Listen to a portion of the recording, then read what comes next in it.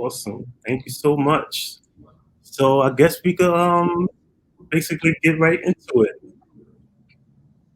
So our very first question is, do you support closing Rikers Island and the boat by or before August 31st, 2027, and reducing total citywide jail capacity to 3,300 or less by that time? I support closing Rikers Island as soon as we can. It's a stain on the city. It's inhumane. It's incredibly costly. It's inefficient. It's not doing what it's supposed to do. We have to close it as soon as possible. And we have to do everything we can to see to it that not a single person that should not be in our jailing system is there, which would reduce the number. It's tough for me to commit to when we can get this done by, but we need to get it done. We need to get it done as quickly as possible. And I'm committed to doing just that. Thank you. So a related question, I guess a follow-up, I would say. So how will you address dangerous and dehumanizing conditions on Rikers Island and in existing borough jails? Well, first there's Rikers, and the conditions in Rikers are deplorable. So the way to improve it is by trying to close Rikers as quickly as possible and get people out. No, that has to be the mission and the goal. And I'm thrilled that the city council is now investing in Rikers for a different purpose, which makes perfect sense to me. And then when any new jail is built in the boroughs, we have to make it a dramatic leap forward in terms of the conditions, the environment, the cultures, the treatment. I mean, the goal should be to have jails that reflect our values, and Rikers does not do that. Hopefully the new jails will better represent what New York is about, where our people are concerned. Okay, thank you. And moving right along, you said before that you believe the current plan to demolish the jails did not have a lot of community engagement. I was there when the Lippman Commission began taking public comments from all 5 boroughs in 2016 and 2017. And the URLA process, which certified the current plan, also had public hearings from the community boards, borough presidents, and city council. So what do you mean when you say there was not enough community engagement, and what would you change about that process? It did go through a very arduous process. There were a lot of people who had every opportunity to make their voices heard. My experience with it has frankly been well after that process, where when I walk around to communities now, essentially, or like the last number of weeks, people will say, hey, we have this issue with this location or the height or the nature of the structure. And so you're correct that there was a very thorough process, and I appreciate everyone who helped drive that forward. A lot of incredible activists like yourself, Darren, made it happen. And now we have to have a plan that will work for both the needs of those who are living in various communities, as well as the city, in terms of a vision of, again, jails that reflect our values in the boroughs, where they'd be more accessible to families, to attorneys, to people that ought to be able to access those who are in jail, however briefly. Okay, thank you.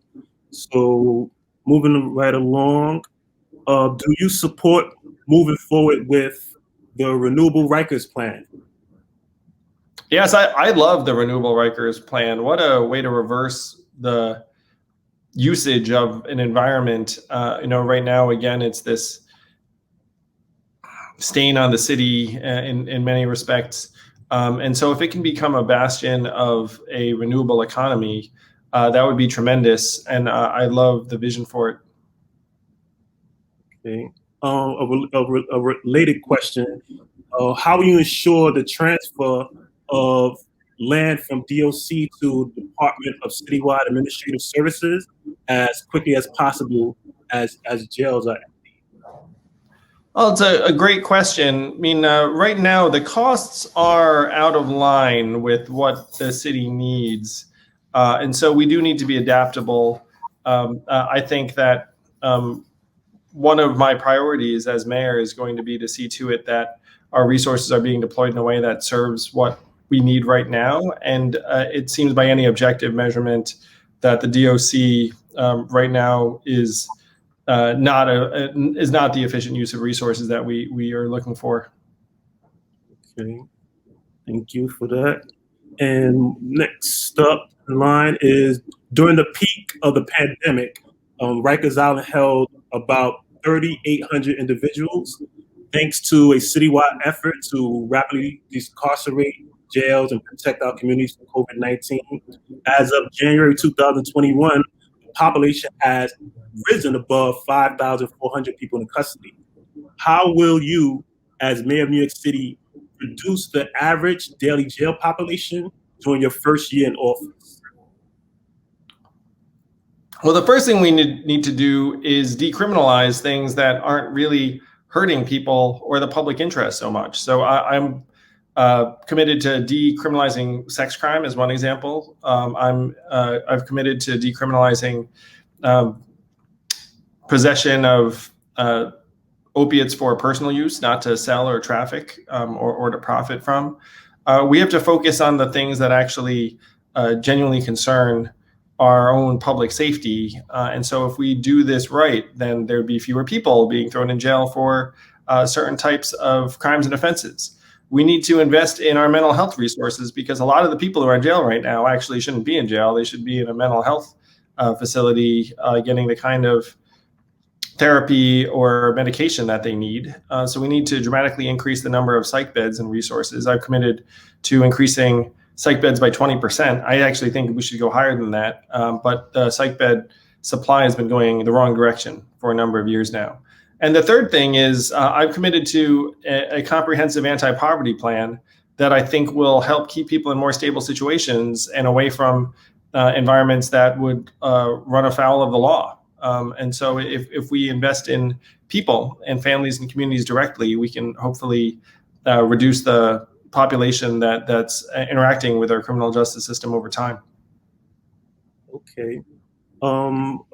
Follow-up question. So have you done any projections on how low you believe the jail population can be? Well, if the estimates are correct around the proportion that belong in mental health facilities, then it would significantly impact the number of people that are heading into the jailing system. But I don't have a hard number as to what we think that would be.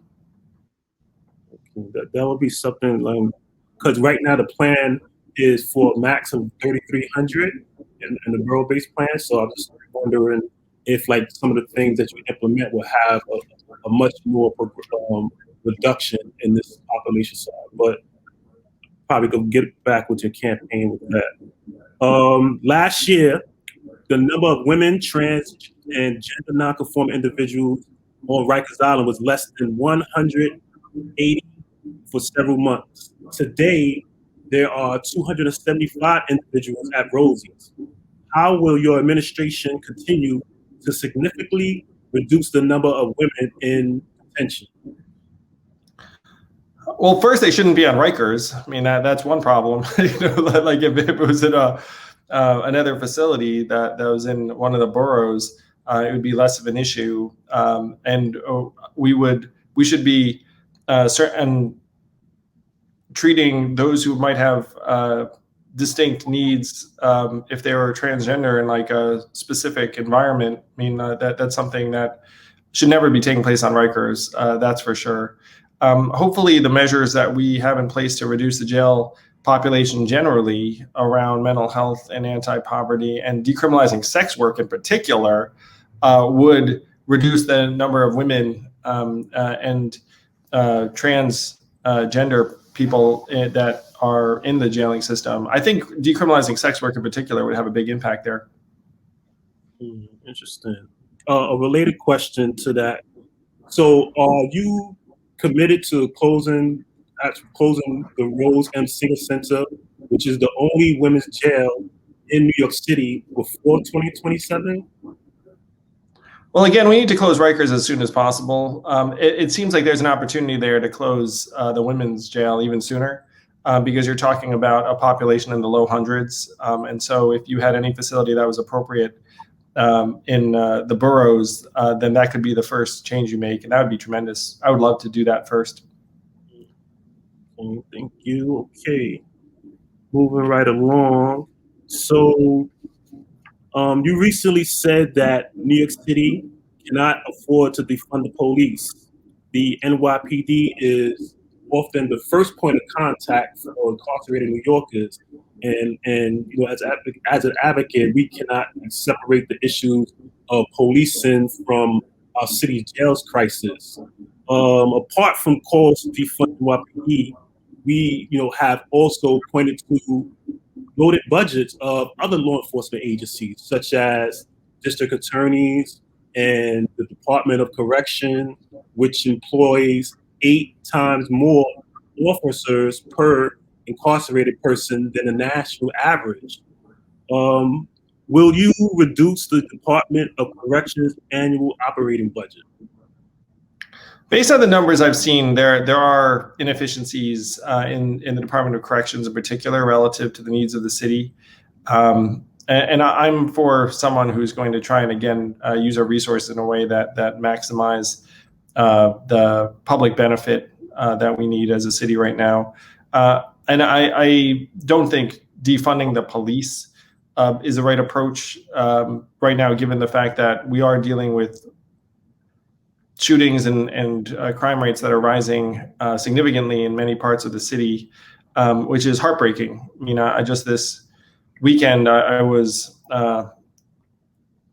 in Times Square where the toddler was shot. And it's much worse in Black and brown communities that don't get the kind of news coverage that Times Square does. I mean, frankly, if a toddler is shot in certain parts of the Bronx or Queens, it doesn't get like 100th or 1,000th of the attention it's getting now. And so those are the problems I would love to help solve, and do so in a way, again, that's consistent with our values, because we know that the NYPD has had significant issues policing in a way that is consistent with what we'd want to see as a community. Okay. So I was on Rikers Island as a teenager when the population was over 20,000 people there, and over the decades, that population have dropped significantly. But at the same time, the cost of operating the Department of Correction has increased. So, do you have any thoughts about reprioritizing and reallocating the Department of Corrections' annual, operating budget, by how much over a period of time, perhaps? The numbers I've seen suggest that we are spending an outlandishly high amount of money per prisoner on the DOC, and that is just out of whack with what it needs to be. So I'm looking forward to examining what we might be able to move from that department to another. Okay. So, all right. So the current administration has been unwilling to go beyond a hiring freeze to address DOC ballooning budget. Would you do something more proactive to reduce their budget?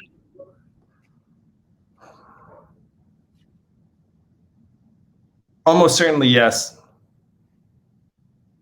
Okay. Do you believe New York City can and should eliminate all incarceration of people with serious mental health needs, and how would you achieve this? Well, the goal is getting people the help that they actually need. And so if you have serious mental health issues, you should be in a facility that's going to treat you and not just lock you in a cell and then have you, have minimal hopes of actually recovering or getting better. My brother is a clinical psychologist, so I believe in treatment very strongly. And that's what people should be getting instead of just being thrown into to jail to, in most cases, get worse. Okay, thank you for that. Since 2015, the Department of Correction has been under a federal monitor for its excessive use of force and failure to hold staff accountable for abusing their power. The monitor's most recent report stated that, quote, the city and department have established a record of non-compliance, unquote, and the department is now under a remedial order. How would you bring the department into compliance? It's pretty extreme when the feds are setting a monitor.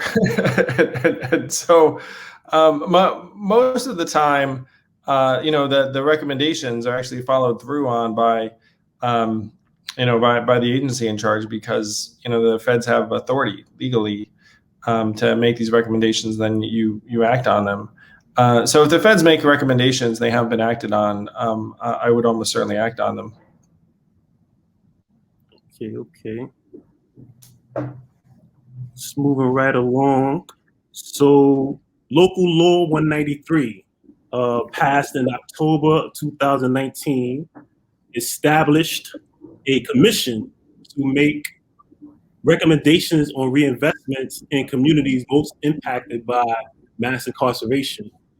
At least half of those commissioners are leaders directly impacted by incarceration. How will you support the work of this commission and implement their recommendations? I always believe that people that are closest to a situation are the folks that you need to listen to most intently. And so if this is a commission of people that have been through the process, we need to listen. We need to empower this commission to make recommendations that we actually follow through on. And so I would look forward to doing this because I'm going to share a story that's just, it's just a personal anecdote. So I was on the subway the other week. I was sitting next to a man who said that he had come out of prison after 30 years, and he was living in a shelter, but he had this real sense of serenity and peace to him. We had a very pleasant, engaging conversation. He talked about how he didn't think he was going to be able to find a job, but he's looking, and he'd gotten a degree while he was in school. While he was in jail or in prison. And I instinctively thought to myself, and I told my wife this when I got home, I thought to myself, it's like, this guy would be a phenomenal role model for kids. Like, I can see him doing all kinds of work with youth. And it's not necessarily what you think of when you think, like, person who'd been incarcerated for 30 years. Let's put him in, like, let's have him like work with school kids. But this person 100% should have been working with school kids. And I said this to my wife, and then I said this to a friend who works with people in prison.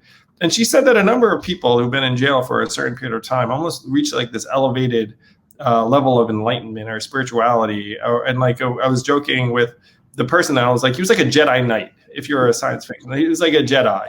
And that's why I felt like he'd be great with kids. Now, would a school employ this person if he showed up and said, hey, like, I'd like to work with, I mean, probably not on the basis of the fact that, he had a criminal record and was incarcerated for that long. But if you met with the individual, you would think you should hire him to work with. So I'm suggesting this in part because, I think that folks who've been through this set of experiences would have the most insight, and you should take it very, very seriously to see what can be fixed or improved. Yeah, thank you so much for sharing that. You actually give off a little bit of the same vibe, Darren. I don't know if you get that a lot. I don't know. I mean, there's something. I don't want to generalize, but like you go through things that other people can only imagine, and then for some people it shapes you in ways that make you kind of elevated. Yes, I will definitely agree. So we're gonna just a couple of more questions. This one is related to the criminal courts. So how will you recruit, assess, and select judicial appointees, particularly those who sit in criminal courts?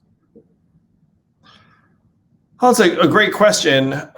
We want people to reflect our communities first and foremost, at least in my mind. So right now, I believe something like 70% of judges are white, at least across the state, which is different than the city. But to the extent that our judges don't represent our communities, I would like to help change that. And so that would, in all likelihood, include appointing more Black, Latino, Asian judges or judges of color. Okay. Moving along. So this is kind of a joint question. Have you ever visited loved ones on Rikers? If elected, would you visit Rikers and each of the borough jails, like unannounced, and meet with survivors of Rikers before making any decision to deviate from existing plans to close? I would commit to visiting Rikers and every other facility before making any plans or adjustments. Yeah. Okay. And lastly, we have the majority of people in incarcerated city jails, they retain the right to vote. So this question is related to that. How will you ensure the Board of Elections and all agency staff uphold these rights and improve access to voting for people in custody? Our democracy is sacred. If you have the right to vote, you should be able to exercise that right.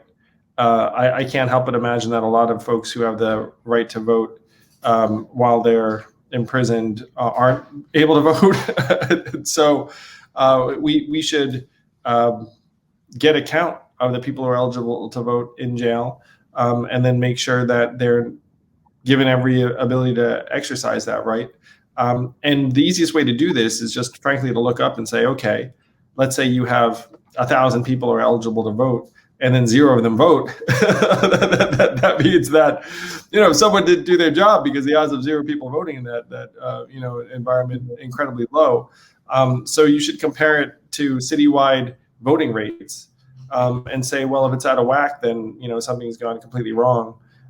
If anything, I'm going to imagine the people who are incarcerated should be voting at much higher levels, because they in some ways have the highest level of interest in what's happening in our political system. But I would love to help change that. There's nothing more sacred in a democracy than people being able to vote.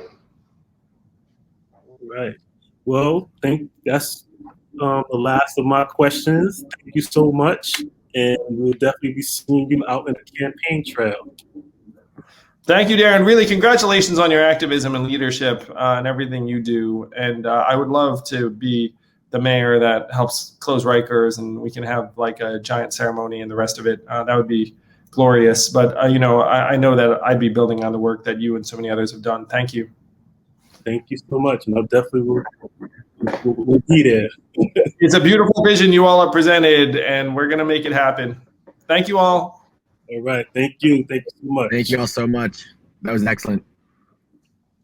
Do I need to keep this open or anything? I know StreamYard's a thing. No, you're all good. Also, once we have the whole thing edited, I'll send it over to our pals over in your campaign to make sure you guys are aware of what's going on. And then it's going to broadcast tomorrow night at 7 p.m. Fantastic. Thank you. Thanks. Awesome. Thanks, Darren. Thank I'm you. on Twitter, Darren. Thank you. All right. Awesome.